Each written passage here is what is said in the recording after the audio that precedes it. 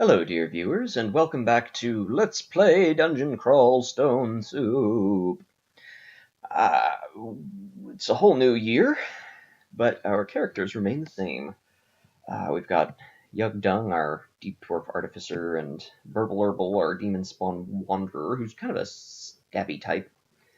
But I don't know.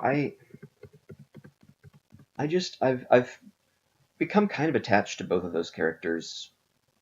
A little tempted to start a new one since it's been a couple weeks since I've played.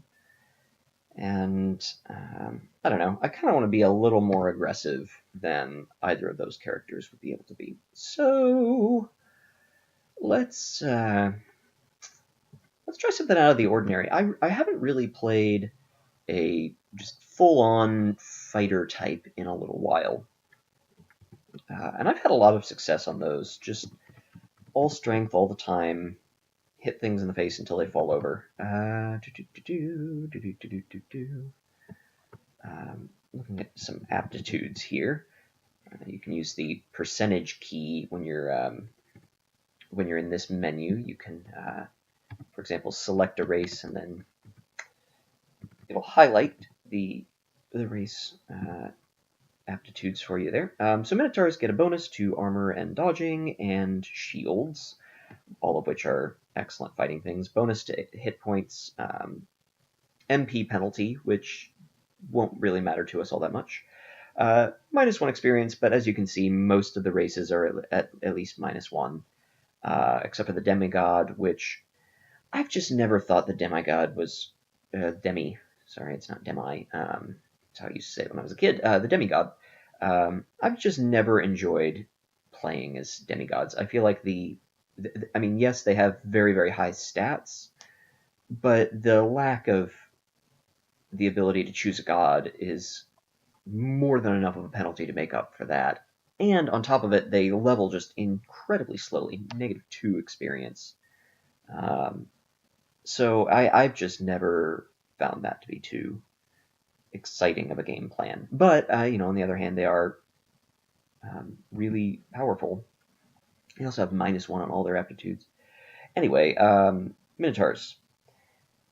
+2 on most of the melee aptitudes, only a +1 on unarmed combat and short blades. Oh no! Bonus to slings, bows, and crossbows. Terrible, terrible spellcasting aptitudes. We will not be casting any spells this game. But yeah, I think I want to do a Minotaur. I haven't actually done a Minotaur in quite some time. We could do just Trog and have a god right off the bat, but I kind of like, I really like Okawaru. I think that the weapons in this game are largely interchangeable. That's a bit of an overstatement, but it's easier to find a really good weapon that you can use than to find the right kind of armor. I don't know, I feel like worshipping Okawaru is something we want to do. And Berserker rules that out. Same thing with Death Knight. Although Death Knights are... I don't know, there's something that I want to try sometime. But I don't think that time is now. I think we might just start off with... well... monks are cool. What we would probably do is just immediately turn off unarmed combat and use the first weapon we find. It'd be a little bit more difficult starting off. It's a little less firepower, as it were, in the first couple levels of the game, and you do waste some experience technically. Yeah, let's just go with fighter. Let's just do plain and simple. I kind of like maces and flails with Minotaurs. Again, our aptitudes are the same for everything relevant, so it doesn't matter which one we want. Maces and flails cross trains with, I want to say, axes and staves. It's either axes and staves or polearms and staves. I really can't remember. I think it's polearms and staves. Anyway, it might not cross-train with axes, but maces and flails in general, they're higher damage, slightly slower attack speed weapons. Eventually, we would want to wield. The goal is to wield an evening star or a morning star with a shield. That's the sort of goal. And then we can, if we need to, we can switch to a two-handed if we want to do like extended endgame stuff where you really do need the extra damage output. Yeah, I kind of like that. The sole reason why I don't go axes really are hydras. I just had too many experiences where I accidentally wander into a hydra and chop one of its heads off and then just die on the backswing. That being said, we would probably deal enough damage with axes to, and I have been finding a lot of executioner's axes that I want to use lately. The other thing that's going into consideration here is that Minotaurs come with a headbutt attack, an auxiliary melee attack. I think it's horns level 3. Maybe it's just level 2, but it's at least level 2. So it's a fairly strong melee attack, and that is nice with a sort of bursting down one target at a time option. On the other hand, Axe's weakness is that on any single target they don't do as much damage, so that supplementary damage might help us out. Yeah, I'm going to talk myself into an axe. What is our name today? I don't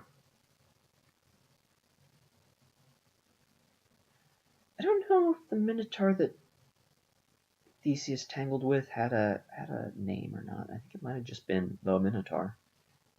Or maybe it was his half-brother, the king's brother, half-brother. I don't remember. But I think Sharoomph, the Minotaur. All right. Okay, so skills. We can turn off fighting and shields and just leave on axes and armor for now because we're immediately going to remove this shield. What is it? Oh, there we go. All right. Forgetting hotkeys. Because this large shield, while, you know, it's nice to, or a regular-sized shield is nice to have available. Wow, that's an interesting entrance. Lots of critters. I suppose we can come back there at some point with some kind of blasting apparatus and have it. So we're going to do a lot of tab attacking here. Not too much can kill us on level 1, I don't think.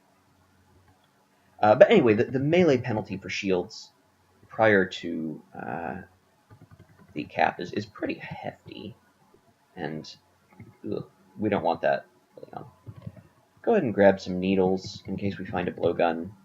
Our throwing doesn't have any bonuses, but there's certainly no penalty. And it's nice to have a ranged option. Well, 0 pair of gloves. Okay, that's fine. Yeah, we reflexively headbutt those who attack us. And we have horns. So I guess it is also a defensive maneuver. Javelins are great. You'll notice our stats are quite nice for a very strength-oriented build or game style. 20 strength, 5 intelligence, and 9 dexterity. We will probably never put points into intelligence. There is some argument to be made for eventually putting 3 points into it to have 8, so that if you ever go to the Hells and you experience stat drain, you won't immediately go brain dead, which I think prevents you from reading scrolls and definitely prevents you from casting spells. Not that we would care, but reading scrolls can be pretty rough. But yeah, we're just going to put every point into strength. This is one of the few builds where that's the correct thing to do. Because we are going to be wanting to wear the heaviest armor. We're going to be wanting to wear crystal plate, ideally. A good artifact crystal plate, or artifact gold dragon armor would also be acceptable. regular Gold Dragon armor even is a contender. It's very, very good. Anyway, it's one of the few things where having just mass amounts of strength is going to be nice, partly because that's really going to be our only way of dealing damage. Let's go up the staircase. Really going to be our only way of dealing damage outside of our god that we worship. And we can put points into evocations. I don't remember what our aptitude is. 0. Okay, yeah, so we don't have anything wrong with our evocations. It's just fine. Armor I want to pump up immediately because I think that's one of the best things about this build is that you start with Scale Mail, which is significantly higher armor class than most of the other... we win. Most of the other backgrounds. I think maybe some of the hybrids start with them, but regardless, it's nice to have that be as effective as possible, as early as possible, get that damage reduction going. Since we aren't going to have many... Ooh, yikes. Let's drink one of these. Okay, good. Alright, that was really tough. I didn't respect that priest nearly enough. Fortunately, that was a potion of curing, and it gave us enough hit points to survive. And bash another day. Or chop another day. Sharoomph is a chopper. And, of course, leaving on axes for damage. It's our primary damage source. Okay, it does cross-train with maces and flails. That's really nice. And polearms. I couldn't remember if it cross-train with maces and flails or not. But that's a big plus. It means that if we do find some crazy evening star at some point, we will be able to switch to that. Evening stars are exactly the same as morning stars, except they deal 1 more point of damage. This is a little bit of a dangerous situation that we've gotten ourselves into, but I think we'll be fine. We already have a potion of curing. Our axes are good at dealing with, or better at dealing with multiple enemies than many weapons. There we go. Another option there would have been to just retreat up the stairs, but I felt like our armor class is at 10 right now, which is great. Again, that's from increasing our strength and our armor skill. Also finding gloves and boots. Ooh, here we have an altar too. Oh no! Kiko Bakudka, but we may not survive to do anything about it. Since we just encountered Sigmund. Okay, the correct choice is to run away here. We resisted 1 spell, which is nice. The problem with Sigmund, I mean, in theory, okay. In theory, we could kill him were it an even fight toe-to-toe, but if he goes invisible, we just lose. We have no see invisibility and no way of reliably damaging him short of that. Okay, let's go ahead and pick up this chainmail. We don't need that flail. Let's eat that. Okay, so we know Sigmund is around here somewhere. But I do want to get a little more experience on this level if we can. Dungeons 4 and 5 sometimes spike in difficulty. Also, Natasha was still alive. We need to find her 1 more time to actually permanently kill her, though I believe we get experience each time we slay her. Natasha, servant of life and death, comes to you. What is it that... A whip of venom, okay. I'm kind of tempted to immediately drink our potion of curing if we're going up against Natasha. Let's move here first, see if that breaks line of sight. It does not, okay.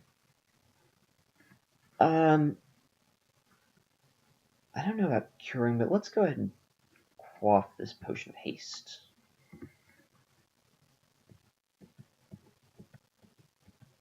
There we go. I felt like the better thing there... Oh, did we kill her for good? I forget if it's 3 or more. Yeah, you feel Natasha's spirit has finally been put to rest. Okay.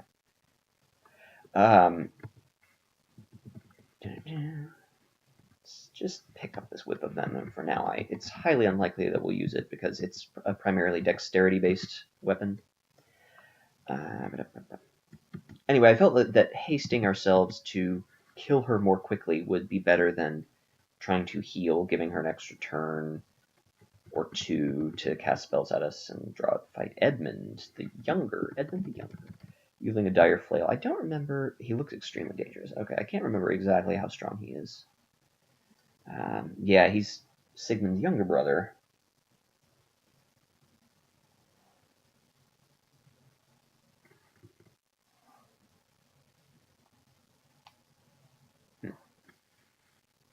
Interesting. We might be able to kill Edmund if we quaff our Potion of Might. I don't think we could kill Edmund and something else, though. So let's back up and chunk some javelins at him. See if we can't soften him up a bit. Which we most certainly did. We may not even need to use a potion here. Yeah, excellent. Strength. Check out this dire flail. It says it's an expensive dire flail. Okay, it's just a +0, so not really worth using. Dire flails are really bad weapons, just in general. Like they have a higher base damage than you would normally find on weapons this early on in the dungeon, so it's kind of okay to switch to it if you find it and you need a big bashy weapon. The problem is its accuracy is abysmal, and this early on you're not going to have enough skill in maces and flails to be able to compensate for the incredibly high base delay that it has. And as a result, you're actually better off in most cases using just a mace or something, like much lower base damage, but a higher accuracy and a higher or a lower base delay, a faster attack speed.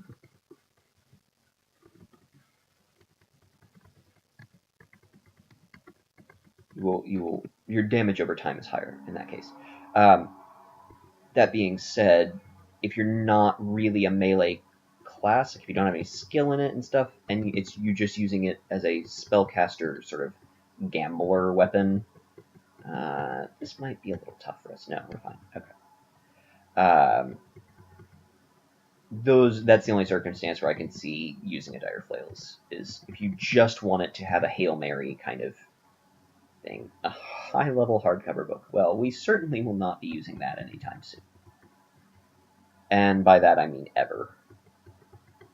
Just headbutting orcs. Headbutting orcs. We have so many hit points already. We're level 6 and we have 51 hit points. Plus 10% hit points is really nice. It's a very nice thing to have. I do like races with a lot of hit points. Cutlass.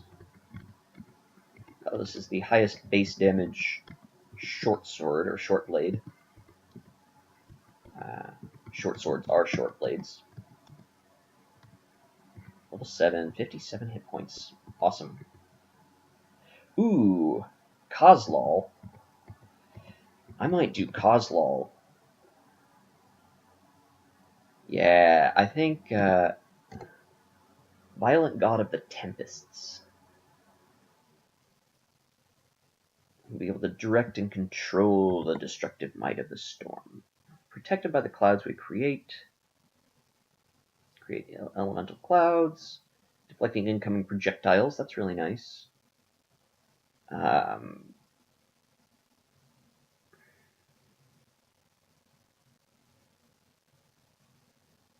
Yeah, I like it. I haven't worshipped Kozlal before. I think in a recent video I was talking about how I would like to try him out. Or her, or it. I believe all the deities are gender neutral. Not entirely sure. But I think so.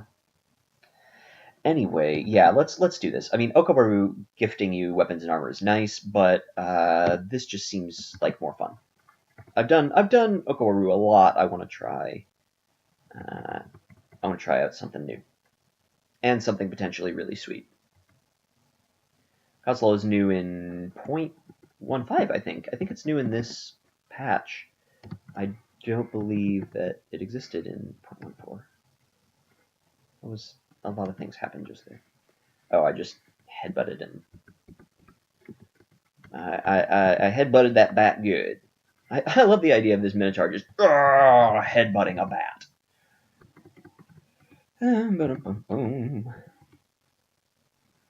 Just grab it by the wings and slam your face into it. Okay, a ring.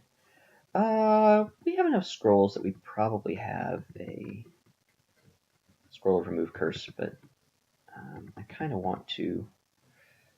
Okay, so we've got an invisible wizard. Let's just keep track of where our enemies are, and it should be fine. So the invisible wizard is going to be either there or there. Okay. Another nice thing about axes is that it hits invisible things as well. There we go. All right. If you hit something visible, the axe swing can still strike invisible targets, I believe. Oh, well, that doesn't necessarily help when there's just one invisible target. But the wizards, when you have 57 hit points, the wizards can't really deal enough damage to you through the duration of their invisibility for you to be in trouble. I mean, you saw there we got down to, what, maybe half health, and that was with us blundering around like an idiot for about 4 turns. Ooh, ogre. Let's javelin down a little bit. Ogres, I mean, I think we're pretty well protected from ogres right now, but they can just hit you for max damage and put you into the critical zone, and if they do it twice, you could be dead. Let us put on this chainmail. I think, what is our armor skill? 8? What is the chainmail's penalty? 15. I think it's base armor rating. I can't remember if its encumbrance rating needs to be matched by your... I think its encumbrance rating needs to be matched or exceeded by your strength. And your armor skill should be at least the base armor value of the... I don't know. Let's see. We're at 10 armor class, 9 evasion. Let's put on this chainmail and see what happens. 13 armor class, 8 evasion. Excellent. Okay. Deal. Get rid of the scale mail. Since we're going axes, we're going to want to try and get to the two-handed axes as rapidly as possible. That's why I'm not training shields.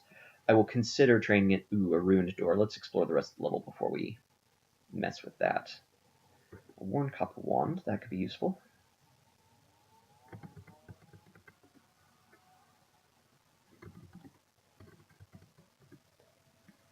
No snake meat for us. It's really nice that they got rid of contaminated meat. I understood what they were doing with it. Meant that good food was less plentiful, meant that the hunger clock was more of a thing. But I like the hunger clock more as a check to people that are just trying to grind, I don't know, by dilly-dallying and waiting for monsters to spawn and then killing them or whatever. And I like it less as a threat to your game. I mean, it's still fine. Like, it's definitely legitimate. It makes the game harder. It makes it more of a challenge. But I just feel like it's really only a problem in the first few levels of the game, which are already the most difficult part of the game, I think.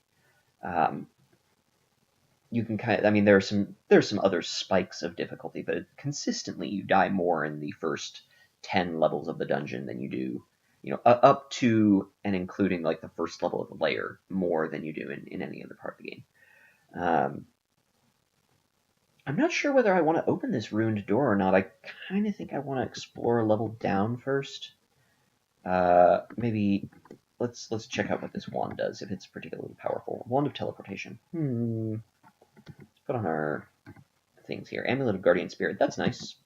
Doesn't do a whole lot for us right now, but it's, an extra hit point or 2. And that makes me feel saucy. Let's open this door. Okay. This seems Nice. Something else lying underneath. Okay. Let's wait a couple of turns here. Alright. Let's move forward slowly. I just get a feeling like there are going to be monsters in these crevices that are going to jump out at us any second now. Oh, a jelly! Oh, that's what it is. Okay.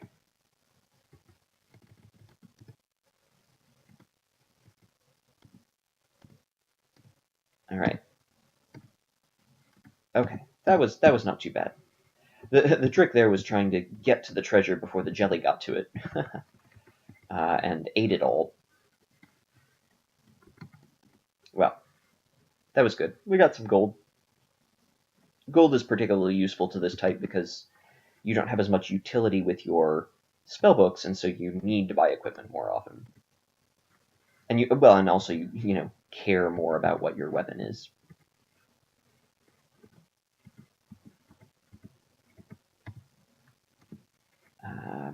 Okay, I kind of want to get our axes up a bit higher. Armor, I just don't see any reason to stop training either of those skills. It means that we're suffering a little bit in terms of damage, I think, but it's not too bad. And I really just we're going to want to max out our armor skill this game, no matter what. So there's no reason not to do it now. Oh, cool. We got to our first pip of piety with Kozlal. Oh, just in time. Oh, and we get a point of shielding? That's cool. We are immune to our own clouds and surrounded by a storm. Interesting. What is this skeleton? Okay, an ogre skeleton. These orc warriors are going to be pretty tricky. Are these clouds of thunder? Okay, interesting. What do clouds of thunder do exactly? Doesn't say. I don't know if they do anything. But okay. Orc warriors are pretty dangerous. Let's drink our potion of might here. I maybe should have done that first. Ooh, that fire cloud is really nice. That's going to make short work of the warrior. This giant frog has also been causing us problems. Alright, a couple more things to survive here. Ooh, dire flail. We can survive another, 2 hits of that tops? 3 potions of curing. Alright, let's drink one of those. And let's get out of here. The fact that those zombies were raised. We'll still have to fight this warrior, but I think we are capable of killing him by himself. Alright, excellent.